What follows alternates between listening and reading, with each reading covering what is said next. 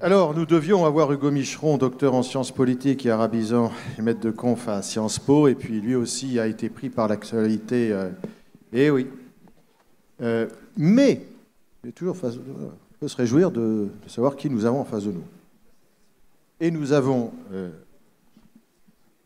avec animateur, notre ami Philippe Foussier, journaliste et membre du bureau exécutif, Nadia Sweeney, journaliste pour Politis, spécialisée en police-justice, qui suit de très près les dossiers de terrorisme, de radicalisation à l'extrême droite. Elle est, par exemple, à l'origine des révélations de l'affaire Waffenkraft, qui est cette première association de malfaiteurs terroristes en lien avec l'extrême droite et qui a été jugée aux assises. Je vais donc demander, en parlant d'assises, à chacun qu'il la prenne, la sienne. Voilà, Claude. On attend Claude qui s'assied. Et je vous cède la parole. Merci Mario. Bonjour, bonsoir à tous. Ça commence à être le soir, non pas encore. Bonjour à tous. Donc, en effet, Mario a fait la présentation de notre experte sur la question qui va suivre, c'est-à-dire l'extrême droite et l'ultra-droite plutôt, et comment les phénomènes de radicalisation qu'on connaît ailleurs se développent aussi de ce côté-là. Et l'introduction que nous a faite d'ailleurs Mario Stasi au début de l'après-midi nous rappelle combien il nous revient d'être attentifs à ce qui se passe de ce côté-là de l'échiquier politique, et notamment dans les franges radicalisées. Alors, vous êtes en effet, Nadia Sweeney, responsable de la rubrique Police-Justice à Politis. Vous suivez l'extrême droite depuis un certain temps. Vous avez acquis une certaine expertise sur le sujet, mais vous êtes aussi l'auteur de 2 livres qui sont d'ailleurs en vente dehors, parus aux éditions Michalon, qui racontent vos expériences. Alors l'une véritablement vécue. Vous avez passé 1 an et demi ou 2 ans, je crois, dans un camp de réfugiés palestiniens, et vous racontez cette expérience riche qui a été la vôtre dans un livre qui s'appelle « La fille des camps ». Et puis vous avez publié presque dans la foulée un témoignage sur votre famille, même si vous n'avez évidemment pas vécu cette aventure-là. C'est une aurore au devant des jours, le destin d'une famille juive en exil. Et donc, voilà, c'est aussi à travers ces 2 livres le récit de votre parcours, de votre histoire personnelle, et donc qui vous fournit probablement des éclairages ou des apports utiles à la compréhension d'un certain nombre de phénomènes dont nous avons parlé cet après-midi, et ça continuera d'ailleurs demain. Donc, pour la présentation déjà de la problématique qui est la vôtre, je vous cède la parole, et puis ensuite nous aurons un échange avec la salle. Nadia Sweeney, c'est à vous. Bonjour à toutes et à tous. Merci pour cette invitation. Effectivement, je suis spécialisée en police-justice et je suis particulièrement les dossiers judiciaires et les affaires de terrorisme liées à l'ultra-droite. Et ce qui m'intéresse notamment, c'est de comprendre les mécaniques de radicalisation de ces groupes, de ces jeunes, souvent très jeunes parfois. Et je voulais partager avec vous les éléments très concrets que j'avais pu analyser dans ces différents dossiers, puisque les services de renseignement évaluent à 10 attentats déjoués, d'ultra-droite déjoués depuis 2017, probablement 11 parce qu'on a eu une arrestation la semaine dernière. Et en fait, ma réflexion, je me suis fait une réflexion grâce aux magistrats notamment et leur connaissance, eux, de la mécanique djihadiste sur les parallèles et les zones de porosité qu'on pouvait faire entre ces 2 mécaniques de radicalisation. Parce que, en fait, les personnes qui sont accusées de terrorisme en lien avec l'ultra-droite ont une tendance à présenter leur radicalisation comme émergente en réaction aux attentats djihadistes, et surtout dans l'objectif de lutter contre. Et en réalité, c'est beaucoup plus compliqué que ça, et c'est même, je pense, une forme d'escroquerie. Et je vais vous expliquer très clairement pourquoi et la réalité des faits que j'ai trouvés et sur lesquels je m'appuie pour vous dire ça. Les attentats djihadistes ont effectivement participé à déclencher leur engagement. Mais en réalité, il se fait plutôt en termes de fascination, dans une logique de lui ressembler, pour prendre le relais, de le remplacer, dans une espèce de logique de concurrence du capital guerrier. Les attentats djihadistes ont en fait montré à un certain groupe très radicaux à l'ultra-droite que c'était possible et qu'en plus on pouvait y trouver des intérêts communs et des objectifs communs.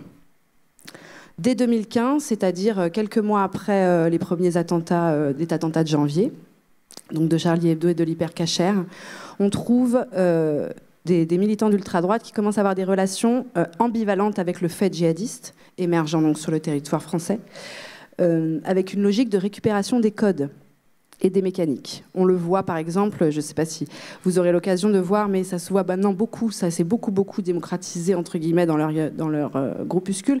C'est-à-dire que maintenant vous voyez beaucoup de jeunes qui font ce geste-là, à l'ultra-droite, dans tous les groupuscules, même génération, ce qui était génération identitaire et ce qui s'est... et ce geste-là n'existait pas avant l'arrivée de Daesh. Ce geste-là, c'est la Shahada islamique, qui a été récupérée comme un signe guerrier par Daesh. C'est une esthétisation de la mise en scène violente, et qui a été récupérée à l'ultra-droite. Et dans les éléments très concrets, pour vous donner des exemples très concrets, pour que vous voyez que je ne dis pas ça, je ne théorise pas hors fait, j'ai retrouvé par exemple dans un dossier qui s'appelle le dossier de l'OAS, c'est une dizaine de jeunes gens du sud de la France qui ont voulu recréer l'OAS, principalement pour s'attaquer aux musulmans, mais pas que, pour s'attaquer aussi à certaines personnalités politiques, dont Christophe Castaner par exemple, ou encore Jean-Luc Mélenchon, mais aussi la communauté juive, et je vais vous expliquer comment tout ça se lie entre eux. Il échange avec d'autres nationalistes et il lui dit « L'attentat de Charlie Hebdo, c'est deux bonhommes avec des couilles. » Pardon pour le trivialisme. Le nationaliste lui répond « Et ils ont réussi à faire trembler le pays entier. » Et là se génère une forme de fascination. Et il lui répond, le même personnage, qui est le chef qui a été condamné à 9 ans de prison au tribunal correctionnel en 2021, discute avec un autre nationaliste et lui dit « Je vais te former au djihad, au white djihad ». Il explique qu'il va beaucoup sur Djihadologie, qui est un des médias officiels de l'État islamique. Et il dit « Je me régale de leurs vidéos aux djihadistes ». Pour vous dire que cette fascination pour l'extrême violence, elle n'a pas de frontières idéologiques. L'autre affaire dont vous avez un peu entendu parler ici, qui est l'affaire Waffenkraft, qui est l'histoire de 7 jeunes hommes dont un gendarme jugé aux assises au mois de juin, qui voulait notamment attaquer les associations antiracistes et juives de France, et qui ont été, dont le principal mis en cause a été condamné à 18 ans de prison. Parce qu'il a écrit un manifeste à la manière de Brenton Tarrant et Anders Breivik, dans la même logique. Il se radicalise en 2018 et dans son manifeste, le principal accusé s'appelle Alexandre et il dit vouloir faire pire que le Bataclan, parce que pour lui, le Bataclan n'avait pas un ratio mort civil terroriste suffisant. Il fait aussi l'apologie d'Omar Mateen, qui est l'islamiste djihadiste qui a fait un attentat à Orlando en 2016 et qui a tué 50 personnes dans une boîte gay. Il fait aussi toute une liste de personnalités politiques dans son manifeste dont on a peu parlé dans la presse parce que on en a peu parlé dans la presse. Il fait aussi toute la liste de journalistes qu'il veut cibler et notamment des rédactions, ce qui rappelle évidemment les attentats de 2015. Donc en fait, ce qu'on voit très rapidement dans les dossiers d'ultra-droite, c'est que c'est rarement les djihadistes directement, ni même les islamistes, ni même des associations éventuellement liées avec les islamistes qui sont visés dans les projets. C'est plutôt la communauté musulmane dans son ensemble, avec une vision assez large de ce que sont les Arabes, les immigrés, ceux qui sont considérés comme les traîtres, c'est-à-dire l'ensemble du camp progressiste, démocrate, libéral, c'est-à-dire vous, moi, tout le monde, et la communauté juive, accusée dans une théorie du complot millénaire d'organiser, d'être à la tête du monde et d'organiser le grand remplacement. Et donc le génocide blanc. Ça, c'est la théorie très classique en réalité, mais qui revient notamment à l'aune de ces grandes théories qui reviennent à la une de l'actualité.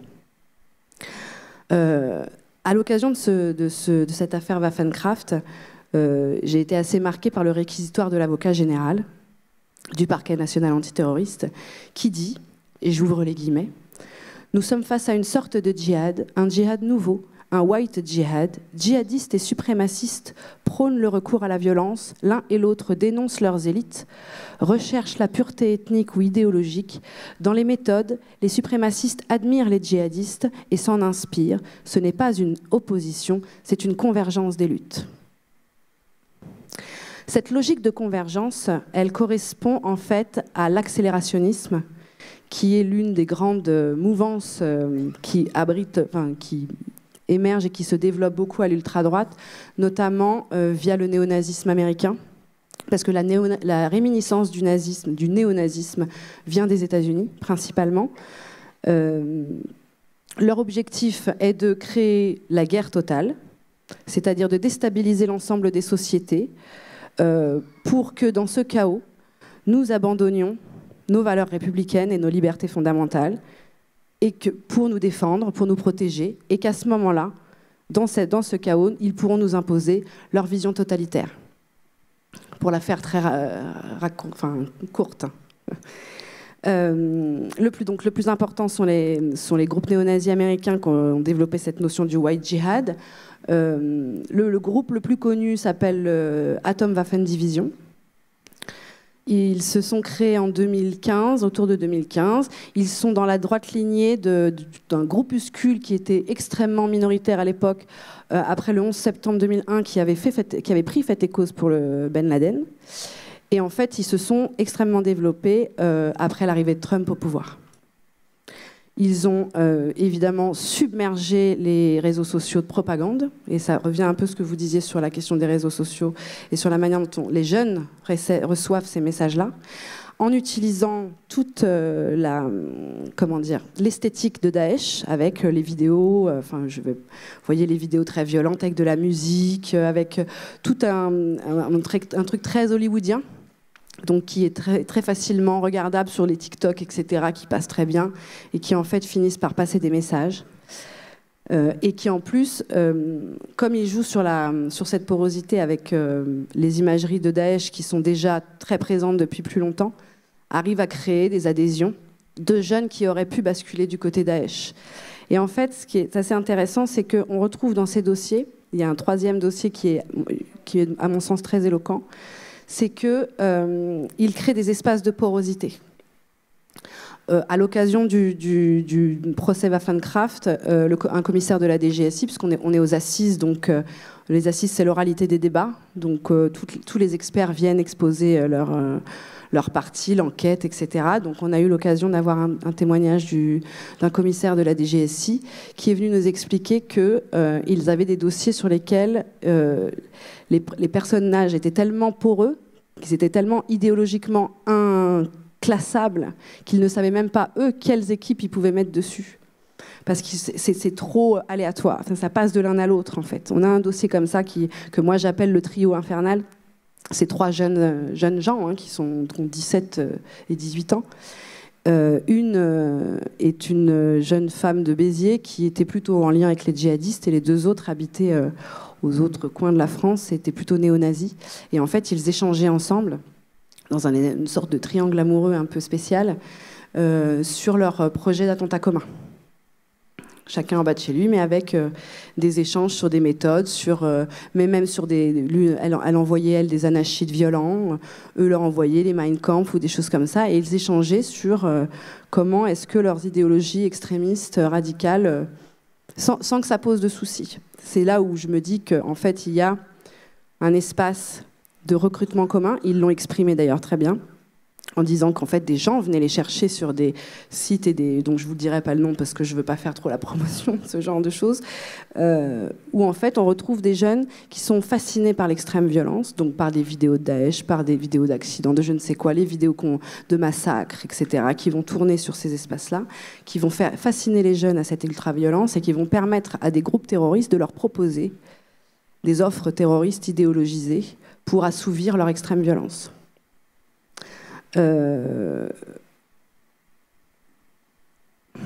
Voilà, en gros, c'était un peu le fil de ce que j'ai retenu, enfin de ce que, en tout cas, ce qui m'a paru être des réflexions importantes pour nous, pour qu'on puisse essayer de réfléchir ensemble à comment est-ce qu'on peut trouver des éléments pour empêcher, pour endiguer cette mécanique, parce que ces jeunes sont de moins en moins inscrits dans des groupes politiques. En fait, tout à l'heure, j'entendais une personne qui disait on les connaît, c'est des gens de l'extrême droite, on les connaît. En fait, on les connaît pas tant que ça. Enfin, on connaît les groupes politiques classiques, on connaît qui était le GUD, on sait qui était Génération Identitaire, etc. Mais en réalité, il y a des espaces qui échappent totalement, enfin qui échappent partiellement. Alors, les services de renseignement essayent de travailler beaucoup sur la question du web et tout, mais il y a des espaces qui nous échappent. Partiellement parce que ce ne sont plus des jeunes qui sont engagés dans des groupes politiques connus et structurants, même si structurants à l'extrême droite, mine de rien en fait un peu plus structurants. Et donc ça dégage des espaces de potentiel passage à l'acte qui ne soient même pas forcément idéologisés, c'est-à-dire que ça c'est des profils qu'on n'arrive pas tout à fait toujours à définir l'objectif politique éventuel. Mais qui pose un vrai enjeu au service de renseignement. Voilà. Bien. Vous avez parlé de porosité, de convergence des luttes, et ça nous amène à nous interroger sur. D'ailleurs, c'était évoqué tout à l'heure par le maire de Toulouse, de façon indirecte, mais il y a un espace idéologique où on retrouve à la fois les islamistes, où on retrouve l'extrême droite, et on retrouve d'ailleurs de l'ultra-gauche également, c'est la sphère soralienne ou dieudono-soralienne, avec ses ramifications, avec son caractère aussi évolutif. Alors, qu'est-ce que vous, comme spécialiste de l'ultra-droite, qu'est-ce que vous pouvez identifier comme convergence aussi dans cet espace-là, à la fois sur le terrain? Est-ce qu'il y a là des choses qui se passent réellement? Est-ce qu'il y a des rencontres? Est-ce qu'il y a, au-delà de la convergence idéologique pure, qui se fait peut-être sur les réseaux sociaux aussi dans la fachosphère, voilà, cette sphère-là, soralienne, ou dieudono-soralienne, qu'est-ce qu'elle appelle comme commentaire de votre part? Sur l'influence de Soral, je pense qu'on a globalement et collectivement, enfin en tout cas en-delà des associations antiracistes, sous-estimer l'impact d'Alain Soral dans la jeunesse française. Elle fait partie de cette...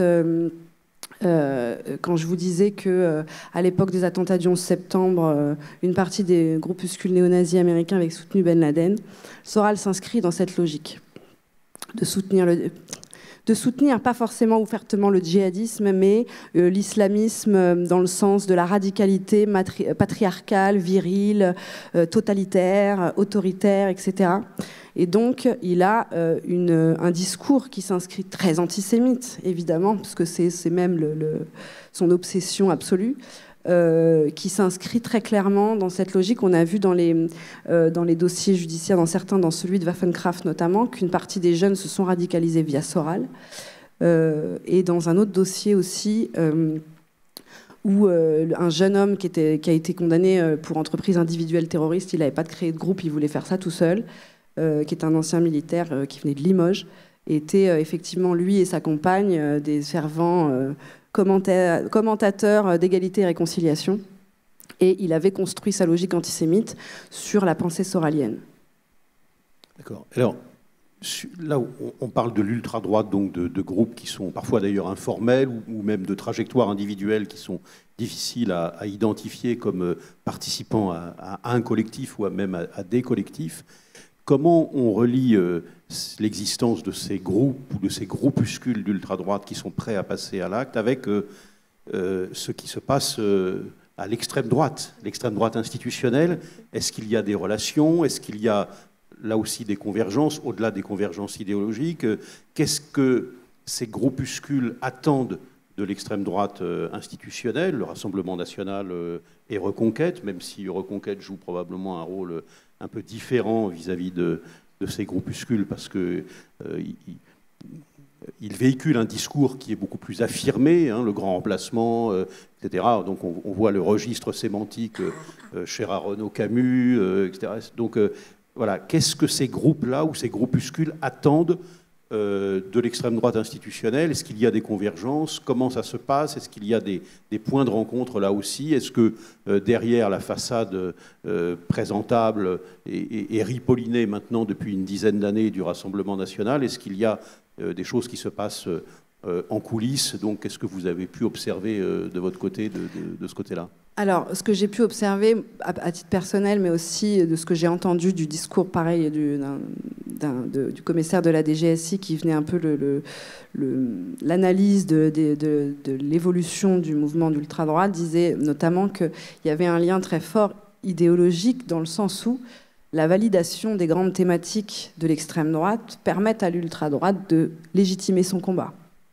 Quand vous avez cette théorie du grand remplacement qui refait surface, parce qu'en fait c'est une théorie du complot qui date de la fin du XXe siècle, du XIXe siècle, pardon, et qui n'est pas nouvelle. Elle a été remise au goût du jour, mais en fait elle ne date pas de Renaud Camus.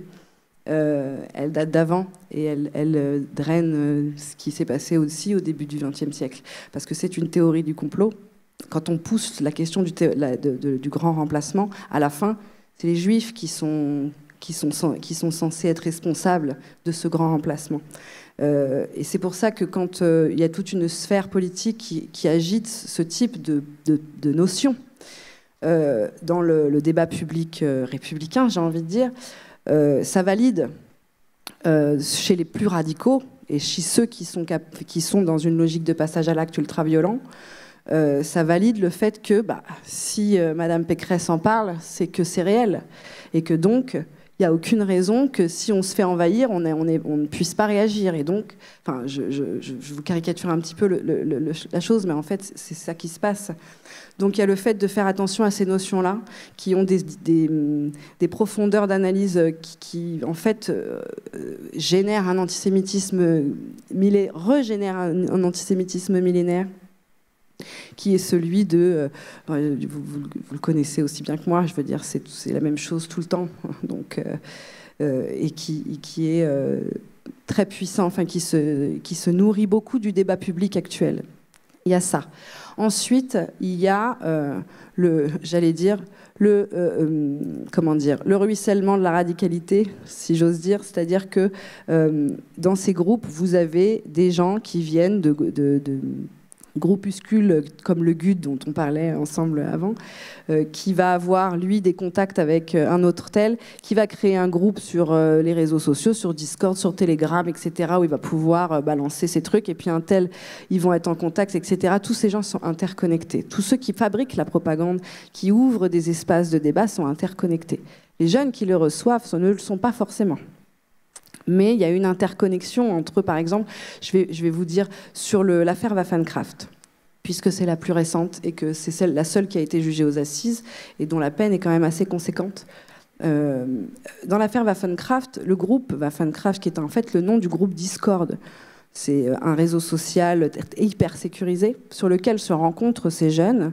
Ce groupe est en fait la petite sœur d'un autre groupe qui avait été créé via Papacito et le Raptor, qui sont des grandes figures de l'ultra-droite, si j'ose dire. Bon, il y a, disons, un YouTuber, en fait, et un influenceur. Bon, c'est les réseaux sociaux, c'est moderne, quoi. Extrêmement violents, virulents dans leurs paroles et tout, qui avait créé un espèce d'association qui monte une équipe, ça s'appelait, et qui incitait les gens à monter des groupes partout, des groupes d'activistes un peu partout en France. Bon, il y a des gens qui les ont pris au mot et qui ont dit on va monter un groupe, qu'on monte des groupes. Et donc ils ont quand même un peu flippé d'ailleurs, parce qu'ils se sont retirés du truc en voyant qu'en fait c'était des groupes d'activistes néo-nazis militants, et ils se sont dit on va finir par avoir les flics à la... Donc ils ont repassé le bébé, si j'ose dire, à un autre militant connu de la sphère qui s'appelle Lucas Standarowski, qui a créé Bibliothèque dissidente, qui lui diffuse, on retrouve ses ouvrages dans beaucoup d'affaires terroristes, qui diffuse notamment Mein Kampf, qui a traduit le manifeste de Brenton Tarrant, qui est donc l'attentat de Christchurch, qui fait tout un tas de propagande d'ouvrages interdits. Et lui, il a participé à la création de ce groupe, etc. etc. Donc il y a une interconnexion, c'est ça que je veux dire, même si, à la fin de la chaîne, les jeunes qu'on retrouve, parce que dans l'affaire Waffenkraft, le plus jeune qui est mis en cause, qui a été jugé par un tribunal pour enfants, avait 14 ans. Donc lui, à 14 ans, évidemment, il est seul devant son ordinateur, il n'est pas connecté à quiconque. Il est le bout de la chaîne. Bien. Des questions dans la salle ? Oui. Oui. Avec un micro, ça sera mieux pour qu'on puisse vous entendre. Et un micro arrive. Formidable.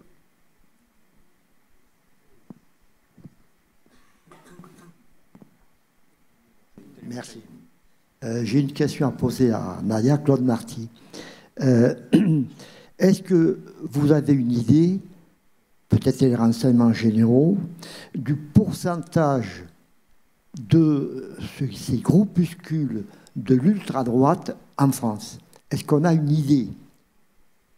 Alors non, on a une idée du nombre de personnes fichées S à l'ultra-droite qui doit tourner autour de 3000, il me semble, si les derniers, je crois que c'est ça. Mais en fait, c'est pareil, la fiche S, c'est un peu compliqué. Non, en fait, non. On n'avait pas, d'accord. Je ne peux pas vous répondre. En plus, je vous dis, il y a toute une population de jeunes qui sont pas forcément définis, qu'on a des difficultés à cibler et d'ailleurs même à voir que les services de renseignement n'arrivent pas à détecter ou détecter très tard. Est-ce qu'on a une origine de ces 3000 personnes? Origine, est-ce que c'est des gens de couleur comme vous et moi, ou d'autres couleurs, des gens qui viennent dans l'extérieur, ou non? Est-ce qu'on a... Voilà, c'est pas du racisme, hein. Non, mais alors, principalement, vu l'idéologie, en tout cas, de ceux que moi je suis en terrorisme, c'est quand même la défense de la race blanche. Donc, on n'est pas sur du terrorisme, on n'est pas sur de l'engagement ultra-violent issu de l'extérieur. On est très clairement sur une menace endogène.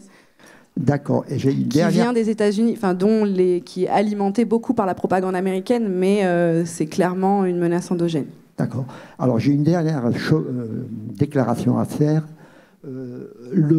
Hier, ce matin, on a entendu pas mal de brillants exposés, d'ailleurs, comme le vôtre. Ma question est, aujourd'hui, qu'est-ce qu'on pourrait conclure, on est en France, pour nos enfants, parce que ça fait peur. Ce que vous dites là, ça fait peur, mais alors... Moi, ça me révulse.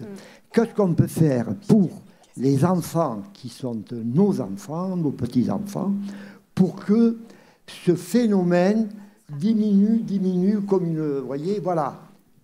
Est-ce qu'il y a un moyen, mis à part l'éducation, et je rejoins là-dessus, hein, l'éducation au départ, dans les écoles, voilà. Alors, est-ce que la journaliste a des solutions? Alors, des solutions, non. Mais des pistes de réflexion. Je sais que, par exemple, parmi les jeunes, mais c'est un sujet qui a été pris en main assez récemment, mais c'est bien que ça soit fait. Beaucoup des jeunes qui basculent disent en tout cas avoir été victimes de harcèlement scolaire. Ça, c'est des mécaniques de violence sur des jeunes qui s'isolent. Il faut surtout, à mon avis, essayer de trouver des espaces pour recréer du lien et pas laisser les jeunes seuls devant leurs ordinateurs. Ça paraît un peu vœu pieux comme ça. Je pense qu'il y a aussi une logique de s'accrocher au maximum à notre état de droit, à essayer de... c'est ma conviction très personnelle, mais moi, je tiens beaucoup à mon état de droit. Et à mon triptyque républicain qui est liberté, égalité, fraternité. Et je pense que Enfin, je pense qu'il faut qu'on soit le moins, qu'on s'accroche collectivement à cet état de droit et à ces espaces qu'on a créés sans être trop percutés, parce que les accélérationnistes, leur objectif, c'est qu'on lâche par peur. Et que si on lâche, on organise la mécanique qui nous met dans un engrenage dans lequel on ne peut plus sortir. Je pense que... C'est ça, l'accélérationnisme? Oui, l'accélérationnisme, c'est une théorie qui a été développée par les djihadistes. Al-Qaïda, dans son livre qu'on appelle le Mein Kampf des djihadistes, qui s'appelle Gestion de la barbarie, que vous ne trouverez pas en librairie, et c'est tant mieux, que vous trouverez d'ailleurs dans les librairies plutôt d'extrême droite. Je vous laisse avec cette réflexion, qui théorise de manière très précise comment on déstabilise les pays occidentaux. Il parlait beaucoup de l'Afghanistan, parce que c'était post-attentat du 11 septembre, et de comment ils allaient déstabiliser les sociétés occidentales et faire en sorte que des pays totalitaires émergent, et qu'eux se retrouvent à récupérer les ressortissants qui vont partir de ces pays totalitaires pour en faire eux aussi de leur côté des pays totalitaires. Donc une internationale totalitaire avec ses variantes, avec ses composantes raciales, ethniques, religieuses. C'est ça, ce qui arrange du coup, ce qui va dans le sens des accélérationnistes néo-nazis qui eux sont dans la même logique, surtout qu'on a dépassé la question du nationalisme, parce qu'en fait on est sur des idées transnationales, un peu sur le même modèle que la Oumma chez les néo-nazis, puisque c'est la race blanche, qui peut être soit européenne, mais c'est transnational. On est plus sur des logiques nationalistes un peu à l'ancienne que pouvait avoir le Front National. On est en train de dépasser cette... Alors justement, vous avez parlé de l'inspiration que fournissent les suprémacistes américains, suprémacistes blancs américains. Au niveau européen, est-ce qu'il y a une Europe de l'ultra-droite connectée? Enfin, est-ce qu'il y a des phénomènes identifiables de ce point de vue-là, ou c'est pas très marqué? Avec l'Italie, on peut imaginer que, y compris en Europe de l'Est aussi, qu'il puisse y avoir des connexions avec l'Allemagne. On voit de quelle manière l'ultra-droite pousse en Allemagne également. Donc, est-ce que vous avez identifié des relations? Alors déjà, les néo-nazis américains ont créé des sous-groupes qui se sont implantés en Angleterre, en Belgique, en Ukraine. Et j'ai cru voir cette semaine qu'il y avait un sous-groupe qui s'était implanté en France, mais il faut que je vérifie que c'est bien ce que je crois que c'est. Mais on a déjà il y a la logique de génération identitaire qui a été extrêmement efficace, malheureusement, mais avec ses mises en scène de Defend Europe, qui va participer à créer une entité européenne blanche chrétienne, et qui donc va dépasser la seule nation française, mais qui va être dans la logique de lutte contre l'immigration, mais avec une connotation extrêmement raciste. Raciste au sens de défendre la race blanche contre l'invasion différente, contre le grand remplacement, en fait. On est encore dans cette même logique-là. Et je voulais ajouter autre chose et j'ai oublié. Ça m'a échappé. Donc finalement, on est face à ce que vous appelez une grande famille de l'extrême droite.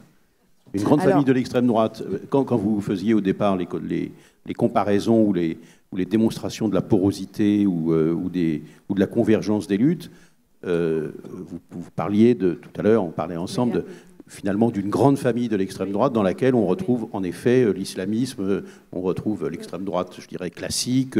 Donc pour vous, c'est un peu des variantes d'une grande famille, d'une grande internationale? On peut parler de ça?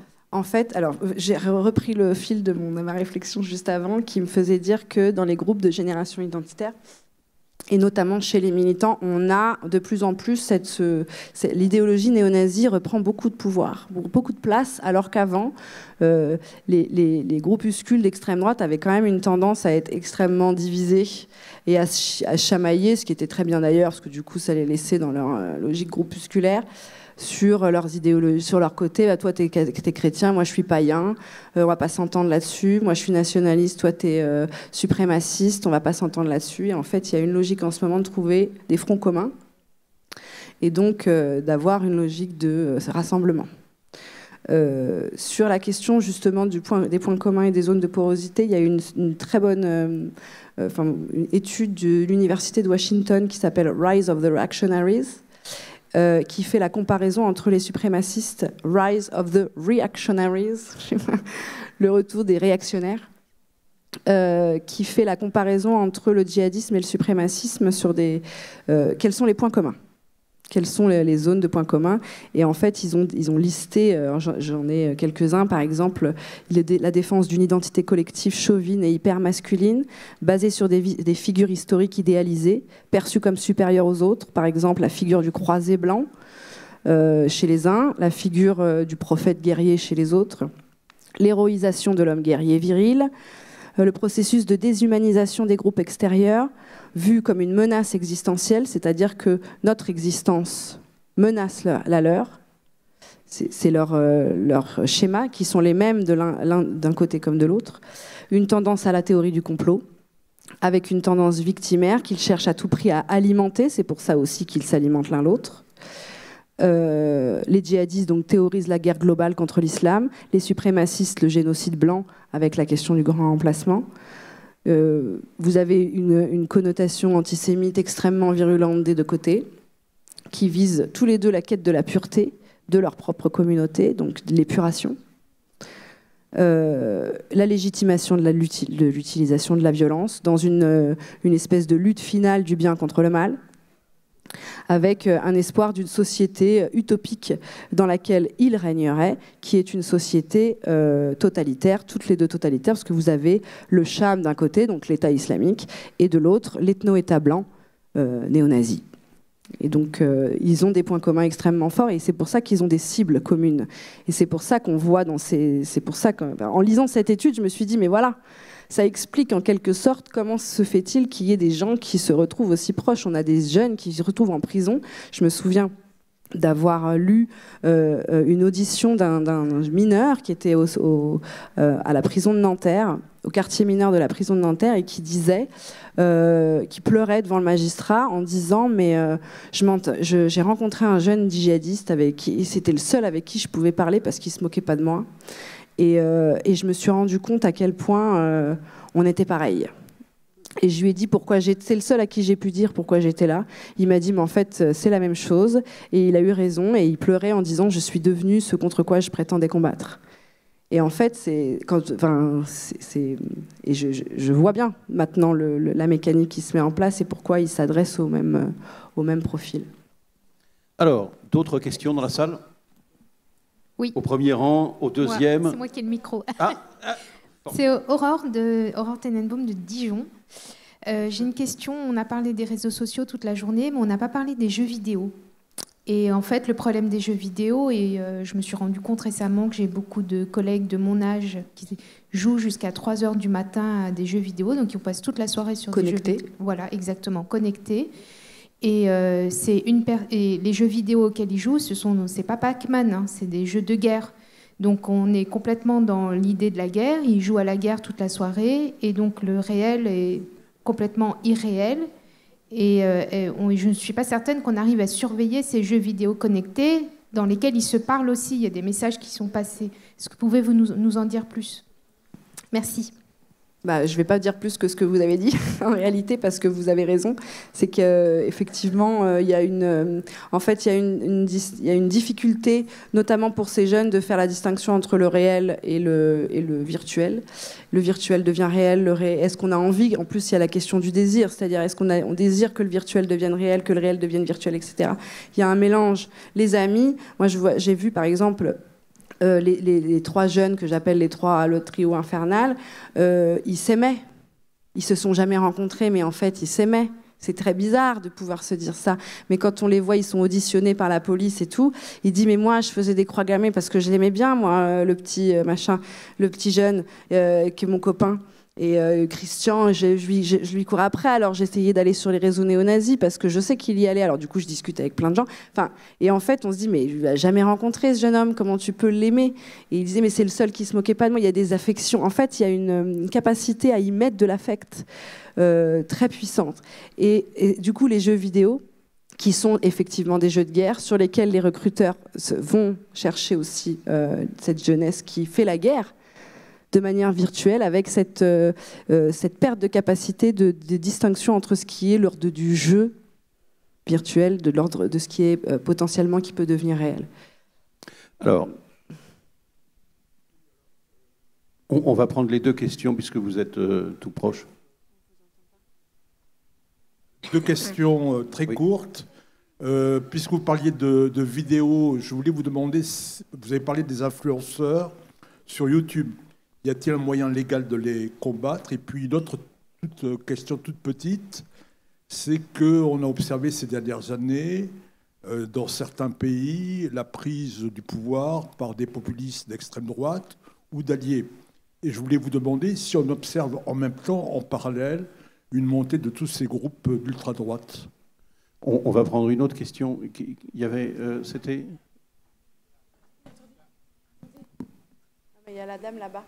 Je crois qu'il y a la dame qui voulait poser sa question là. Mais elle a son micro. Prenez votre question. Mais oui. Mais il y a la dame.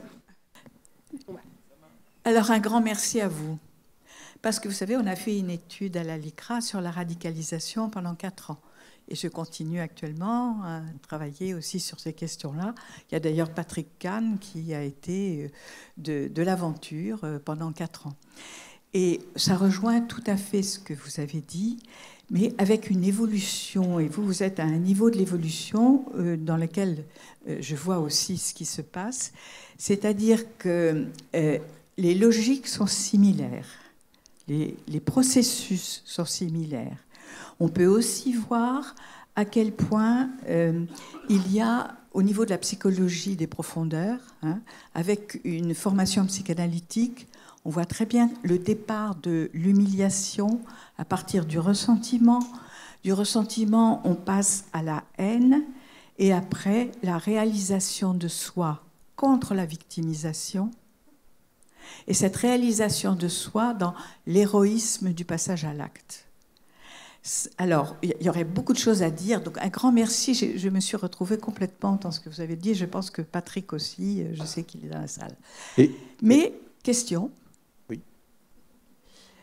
De plus en plus, je vois la différence entre ceux qui sont inspirés par Dieu et ceux qui sont dans la radicalité politique. Alors, avant que vous répondiez, Jacqueline Costalascu, qui observait les phénomènes de radicalisation dans la jeunesse depuis très longtemps, Nadia Sweeney, tout à l'heure, parlait de leur capacité aussi à avoir de l'affection les uns pour les autres. Ah, mais bien sûr. Qu'est-ce qu'on peut faire de cette affection? Terrible. Comment on peut la canaliser? Je travaille là-dessus. Et la diriger. Je ne peux pas en parler maintenant. Y compris, on a créé un outil qui s'appelle sous-emprise. Et à partir de la gestuelle, du symbolisme qui est derrière, grâce à une section de la LICRA comme celle de Roanne, on va faire un travail avec quelqu'un qui a été radicalisé, qui est sorti de la radicalisation. On vous dira, à la LICRA se passe des choses là-dessus. Je suis preneuse. Alors, sur l'aspect religieux, c'est pas la même chose. Non. Dieu, avoir la référence à une transcendance et la référence à simplement les injustices, l'humiliation sociale, les inégalités. Et par contre, on retrouve à chaque fois le virilisme, on retrouve à chaque fois l'héroïsme. Mais l'héroïsme quand on devient martyr pour aller au paradis, c'est pas la même chose. Et l'antisémitisme n'est pas vu tout à fait de la même façon quand c'est Dieu qui a tracé une ligne de partage entre les purs et les impurs, entre le péché et ce qui est la vertu. Donc, comment voyez-vous les choses là-dessus? Merci. Ouais, alors je vais répondre tout de suite sur le religieux. Il y a des points communs, mais il y a aussi des grandes différences. Donc effectivement, je n'ai pas parlé des grandes différences, et notamment déjà sur le processus d'aujourd'hui de la menace. On n'est pas sur le même, très clairement pas sur le même level de menace. Aujourd'hui, on a une mécanique, une réminiscence du danger d'ultra-droite qui n'est pas au même niveau que ce qui est le djihadisme aujourd'hui, qu'on soit très clair là-dessus. Il il y a deux raisons effectivement fondamentales qui font, à mon avis, que ça ne va pas aussi vite qu'il l'aimerait, et c'est tant mieux. C'est qu'effectivement, il y a la question de la foi, mais même de la foi dans le projet. Parce que comme ils sont, et encore, dans une logique de division, parce que, je vous le disais tout à l'heure, il y a les païens, il y a les chrétiens, il faut mettre tout le monde d'accord sur une espèce de ligne commune, de front commun, c'est de rassembler toute cette... C'est quand même pas évident. Et il faut avoir des espèces de... c'est pour ça que les Defend Europe, les choses comme ça, qui sont très rassembleuses, en fait, dans leur discours, c'est dangereux. Parce que ça permet de mettre derrière cette haine de l'extérieur tout un tas de gens qui, s'il n'y avait pas ça, ne s'aimeraient pas entre eux, si je puis me permettre. Et il y a aussi un autre phénomène dont je n'ai pas parlé, c'est la question qu'il n'existe pas aujourd'hui de zones de guerre qui correspondent à leur récit. Et ça, c'est hyper important parce que ça ne crée pas d'aguerrissement, en tout cas très peu, c'est-à-dire qu'ils ont essayé avec le conflit arménien, où on a vu quelques-uns partir pour défendre l'Arménie au nom d'une espèce d'idéologie. Bon. Il y a eu l'Ukraine, c'est très compliqué parce que ça leur pose un problème de conflit de loyauté de base, c'est-à-dire qu'ils ont passé leur temps à idolâtrer Vladimir Poutine. À la fois, les néo-nazis ont créé des liens très forts avec une partie en Ukraine, ce qu'on appelait le bataillon Azov, qui a été dissous, etc., mais qui en fait était très lié avec les néo-nazis américains, et qui se retrouvent avec ils n'arrivent pas à se mettre d'accord là-dessus. Tant mieux. Mais donc effectivement, on n'est pas sur la même stade globalement en fait, de mécanisme d'aboutissement. Il va falloir qu'ils vont chercher à trouver des récits de type religieux, parce que la politique peut devenir religieux en fait, malheureusement. On n'a pas besoin de Dieu pour créer l'effet de la religion, de l'attachement à la religion. Bon, ça tâtonne, mais on voit que ça se met en place. Et si on pouvait, à mon sens, éviter d'en arriver là où on en est avec les djihadistes, ça serait quand même bien. Sur la question de l'alt-right, c'était le fait qu'il y ait des prises de pouvoir par des coups d'État, c'était des tentatives de... Alors, dans ce que je sais en France, c'est que en fait, l'engagement terroriste d'ultra-droite se divise en deux grandes familles qui ne sont pas hermétiques l'une l'autre. Il y a les accélérationnistes qui sont dans la logique d'une guerre totale, et il y a ce que la DGSI appelle les complotistes insurrectionnels. Et on retrouve souvent les uns chez les autres, c'est pas hermétique. Et effectivement, les complotistes insurrectionnels, qui ont aussi toutes ces théories du complot qui aboutissent in fine à un antisémitisme basique, sont dans cette logique de l'alt-right, de prendre le pouvoir par des espèces de coups d'État, etc. Donc ça existe en France. Pour ce qui est de l'émergence, en fait, pour l'arrivée, ce que je vous disais tout à l'heure, c'est que l'arrivée de Trump a permis de lâcher la bride des néo-nazis qui se sont complètement enflammés et qui ont submergé les réseaux sociaux de propagande. Donc ça permet la prise du pouvoir, la mise au pouvoir de personnes proches de ces idéologies-là, en tout cas avec un lien, leur permet d'avoir un boulevard, et ils attendent ça. Ce que tu me demandais tout à l'heure sur leur lien avec le Rassemblement national. Ils vont pas forcément, ils voteront, ceux-là, les néo-nazis voteront très clairement pas Zemmour, et on sait pourquoi. Est-ce qu'ils votent déjà, je ne sais pas. Mais ils attendent de l'extrême droite, pas forcément qu'elle change le système, mais qu'elle leur permette à eux de pouvoir agir avec plus d'espace d'impunité. Est-ce qu'on peut imaginer dans une configuration comme celle-ci, comme celle-ci, que le Rassemblement national, dans l'hypothèse où il arrive au pouvoir, soit la vitrine présentable, et que dans la rue, les activistes puissent se sentir légitimés, en tout cas Il va y avoir la question de la déception. Ce dont vous parliez tout à l'heure, c'est qu'il va y avoir forcément, sauf si on passe dans un régime totalitaire du jour au lendemain, ce qui serait à mon avis pas le cas, parce que ça n'arrive jamais du jour au lendemain, il y aura un espace où on va se dire de toute manière il n'y a plus le choix. Regardez, même elle n'arrive pas à faire ce qu'elle dit qu'elle va faire et qu'éventuellement on avait projeté sur elle. Et donc il va y avoir une radicalisation d'autant plus à l'ultra-droite, à cette frange qui est encore Je ne pense pas qu'il y ait de lien direct entre Marine Le Pen et le néo-nazi qui va vouloir foutre des bombes, évidemment. Ça ne se passe pas comme ça, de manière aussi directe. Mais il y a une continuité dans le discours et dans qui on vise et pourquoi on les vise. Et c'est ça qui... Un continuum mental. Hein. Tout à l'heure, Mario Stasi parlait pour autre chose d'un continuum mental. Donc, est-ce qu'on peut imaginer qu'il y ait aussi cette oui, cette je le pense profondément. Merci Nadia. Alors, monsieur... c'est juste une question par rapport à deux phrases assez récentes qui ont montré en évidence un lien non pas entre l'ultra-droite et le djihadisme, parce que là j'ai découvert, mais entre l'islam et l'extrême droite. Je vais prendre un interview très récent de Patrick Buisson, qui a dit qu'il avait plus de respect, je cite, pour un ouvrier musulman qui priait 3 fois par jour, 5 fois par jour, que pour un bobo païen en trottinette en ville. Donc, je vous laisse, voilà. Et la deuxième chose, c'est que la télévision iranienne a choisi pour commenter la situation politique en France, de la même façon que le NIT a quelques woke en France comme relais, ils ont choisi Christine Boutin, qui intervient régulièrement sur la télévision iranienne. Donc là, c'est quand même des choses... Alors, est-ce que pour vous, c'est dans le même... il faut avoir la même grille de lecture ou pas ?